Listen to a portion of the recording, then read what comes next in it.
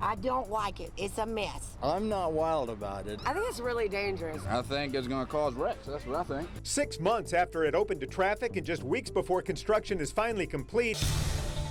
Until University of South Alabama student Olivia McArthur. It took us 52 days to solve a 38-year-old crime, and we did. A forensic anthropology major got involved. We told the sheriff's department that she was a daughter of a Heinrich boy and a Clemens girl, and that's how they found who she was. There are several things inside the Oakley house that grab your attention and send chills down your spine the moment you walk through the halls.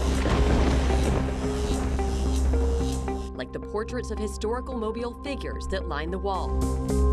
Their eyes seem to follow every move you make. Juilliard only takes 12 males and 12 females a year.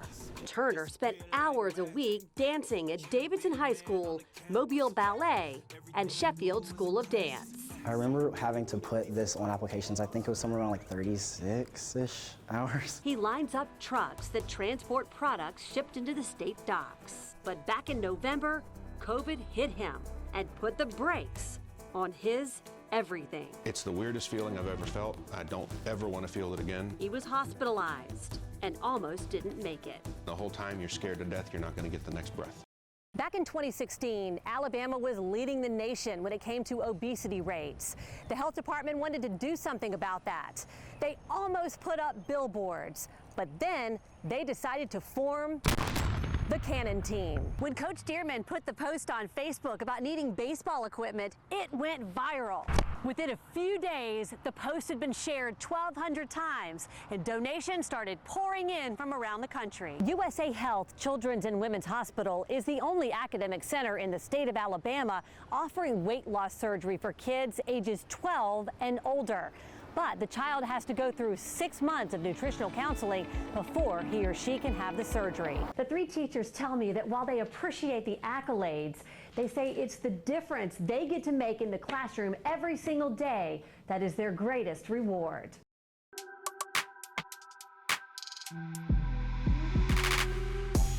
What does the inventor of the Super Soaker have in common with Jerry Garcia,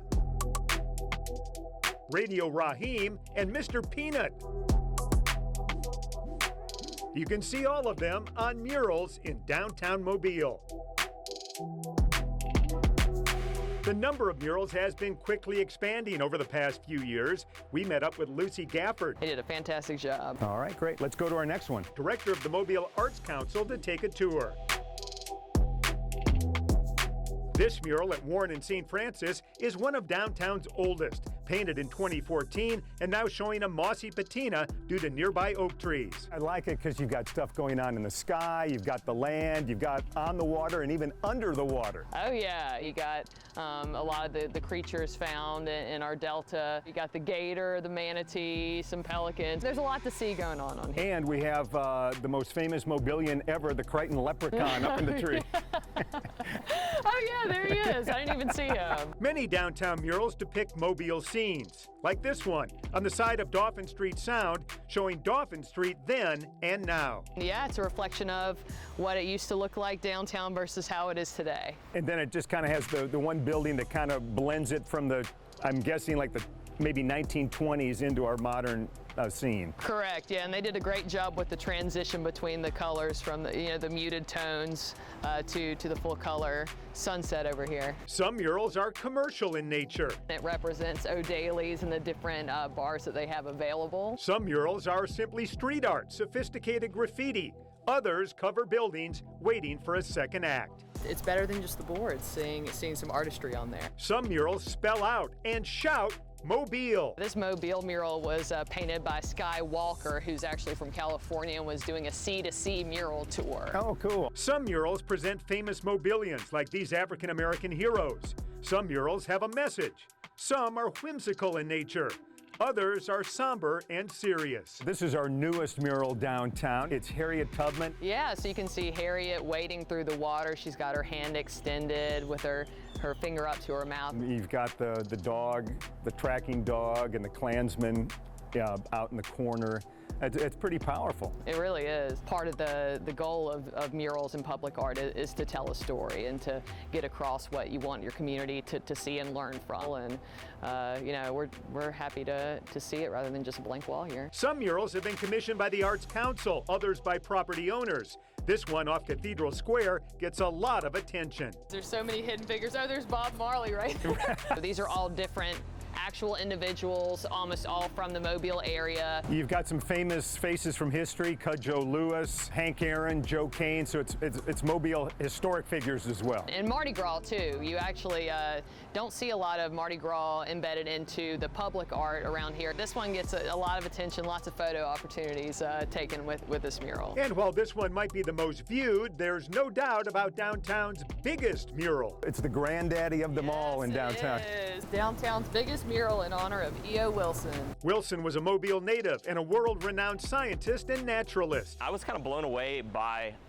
really his connection to Mobile and the achievement. Andy Scott is the artist who painted this mural on the side of the Athelston Club. I think it's a really nice, just kind of clean design. I like the face and how it's stylized. The scale of it, you don't see a lot of murals around here at this scale. I like the quote too.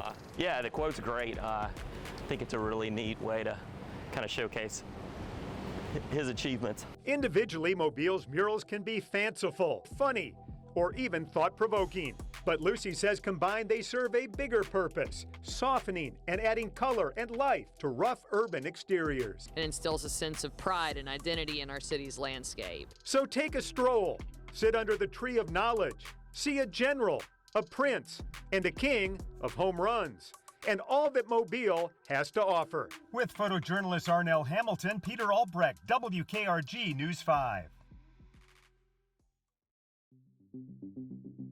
If these walls could talk, they might tell you about a young girl spotted on several occasions by different guests at the Kate Shepherd house through the years.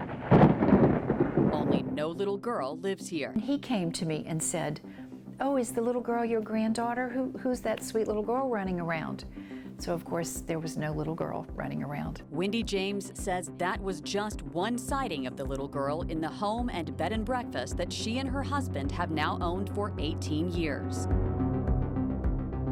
A contractor doing some remodeling for the couple saw her. Overnight guests have also seen her. One of the guests from Isabel's room, and I'll show you Isabel's room, said, "Oh, who is the little girl that I saw running around?" Isabel was Kate's sister, who passed away inside the 4,200 square foot house, and no doubt had a strong connection to the home they both spent their entire lives living in. But Kate and Isabel weren't the only ones with a bond. This house was full of children every day. For as much as maybe 30 or 40 years, Kate Shepherd had her school here in this house. Kate was taking in youngsters, you know, like before first grade. Back then, kindergarten was not mainstream. She was taking in a really younger age group because she believed they were ready for school. Not only does this old house still hold many of the Shepherd family's belongings, including school books and paperwork, many aspects of the house itself are original. Several of the light fixtures, these beautiful built-in bookcases, 3 of the stained glass, the larger pieces of the stained glass are original. 9 original fireplaces and mantels. The hardwood floors are original. The fretwork, that's original in both the front foyer and the dining room. The butler's pantry is original. Very strange things have happened around that butler's pantry. One of the doors of the butler's pantry, which requires you to push a button, a little lever to open up the door, literally flew open in front of us. Just above the pantry, an unexplained wall of water rushed down from the ceiling. Right at the entrance of the butler's pantry, I was just about to serve breakfast, and there I am coming out with dishes in my hand, and this wall of water comes down in the butler's pantry. It was a heavy, it looked like a wall of water. Just went kapoosh. Got the plumber in, and they said, "We don't see any leak here. We don't know what you're talking about." The ceiling still stained. That happened more than once. Just feet from the butler's pantry, a fireplace. We have had things fly off the mantle. One was an antique plate, an old Bellingrath Gardens plate that we were at the table, and one out of all of those plates flew off and landed on the floor, and of course was smashed to smithereens. Whatever or whoever inhabits this house with the Jameses doesn't seem to mean anyone any harm. Honestly, I think it's mischievous. That's all it is. And whatever it is will likely remain unexplained. The front porch is over there, our former living and dining area. Jennifer Pulliam, 3 bedrooms and the bath was back here. Is looking through rubble that was once the house that belonged to her grandparents. Our den was here, our laundry room was here, our kitchen. We're standing on what was the patio. It is a special place for her. I moved here when I was approximately 10 years old. This is my grandparents' old home place. They bought it in 1965. And this has been our family ever since. But over the weekend of January 27th, someone with heavy equipment came onto the property and knocked the house down, hauling off much of the debris. Pulliam, who lives and works in Leakesville, Mississippi now, said a family member told her about it. And when she saw it for herself, I cried. I cried for 2 days. I was, like I said, I was devastated. But once the shock wore off, Pulliam got angry and now wants to find out who destroyed the house. She talked to neighbors and even went to a nearby landfill to see if any of the debris from the brick and stucco home ended up there. They told me on that Friday and Saturday that they did see a brick structure come through, a house type of some of the older brick like I described to them. The property where this house once stood, it's 11 acres. It stretches that way and back behind me. But it's also right next door to the Mobile Fairgrounds. Pulliam says she allowed the fairgrounds to use her property for parking during the Morgan Whalen concert back in November. But officials there say they are unaware of the house demolition. A man she was about to rent the property to said he didn't know who would knock the house down. He'd been set to renovate the house for a business. There are also no records of city or county permits being issued for the demolition. But she does know one thing when she finds out who did it. I know I'll press charges and have them arrested. Pulliam says she did report the matter to Mobile police and was issued a case number. But so far, she's not even heard from an investigator. WKRG News 5 also tried to confirm with police that the matter was being investigated. Police have not responded. With photojournalist Arnell Hamilton, I'm Bill Riles, WKRG News 5.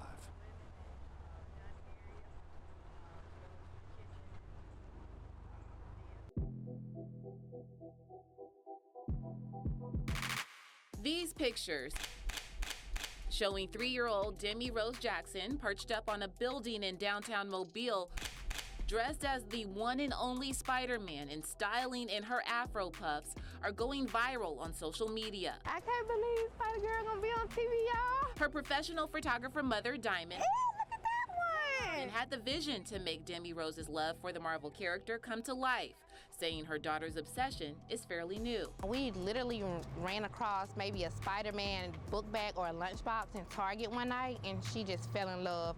And ever since then, when we see things, she is crazy about. I'm talking about to the point where she even has a love for spiders. In true Peter Parker fashion, Demi Rose decided to remain in character and let her family do all the talking. Can you tell me how much you like Spider-Man? They say the toddler insisted on Spider-Man's actual costume and not some superhero-inspired dress. So when I saw the costume, I was so excited. I was like, oh my gosh, you look so cute. Tell them, hey. And it was that moment that she turned into Spider-Girl. Get down and do your Spider-Man. Her eldest daughter, Denver, helped hold Spider-Girl's string as she shot her web and says the 3-year-old can be a bit of a handful. At home, she's active. She's always torturing us. She's very bad, but she's sweet. The pictures have been shared on Facebook more than 75,000 times, also making its way to Instagram. Actors Viola Davis and Marvel's own Michael B. Jordan marveling at what many are calling black girl magic. I think afros were always like kind of big, but like, you know, really like long ago it wasn't. Diamond and Denver say most of that magic comes from Demi Rose's natural hair. I think after the Spider-Man photo, it just made like a big difference and it inspired a lot of people. I really want them to embrace their natural hair. I think it's important for them to love every part about themselves. And when I say them, I mean all 3 of my daughters. it's to the point where I even cut my hair to go natural so I could let them know if I can love myself like this, you can too. Diamond hopes this moment continues to bring joy and inspire inclusion across the world. My heart is full. I feel like with everything going on in the world, I think it's perfect for us to have a little superhero that we can believe in. In the words of Uncle Ben, with great power comes great responsibility.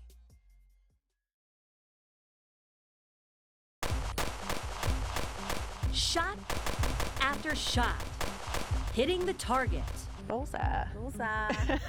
These aren't experienced marksmen. These ladies are picking up a gun for the first time. I wouldn't even want to hold it to bring it here.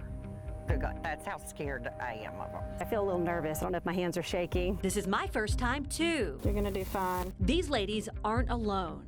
More and more women are buying guns. I'm pretty nervous.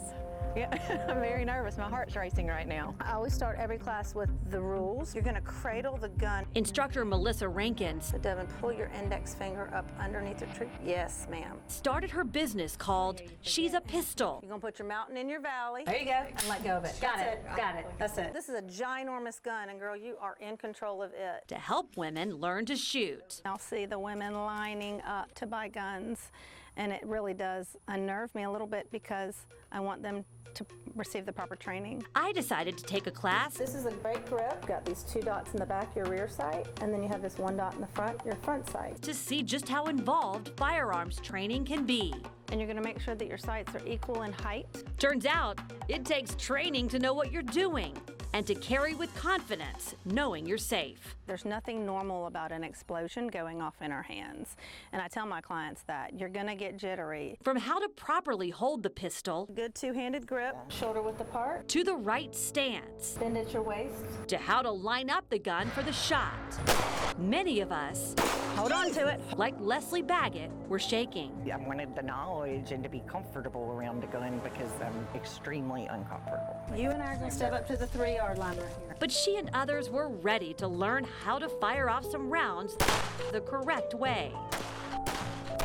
As a trained law enforcement officer, finger off the trigger, come back to ready gun. Rankin says she started training classes when women asked her for help. Many weren't comfortable with men getting so physically close while learning technique. Being up here and putting hands on her, like, you know, bend at your waist, engage your target, and helping her with her grip, it's not uncomfortable for a woman to be helping a woman to do that. We learned that to fire the gun the right way, you need to have the proper technique. Once I pulled the trigger and realized, oh, okay, I actually have control over this gun, that gave me a little bit more peace. I feel so good about helping somebody to do better and feel stronger and conquer something, a fear of theirs. My shot was better than I thought. Okay, you hit the bullseye that time. Good job. I hit the bullseye? After the class, when I said you hit the bullseye, that's what you hit right Wow. there. None of us would be considered a sharpshooter. This was empowering. It was cool. But Rankin feels satisfied that we've taken a good first step to safely carry a handgun for protection. There you go. Perfect. With photojournalist Arnell Hamilton, I'm Devin Walsh.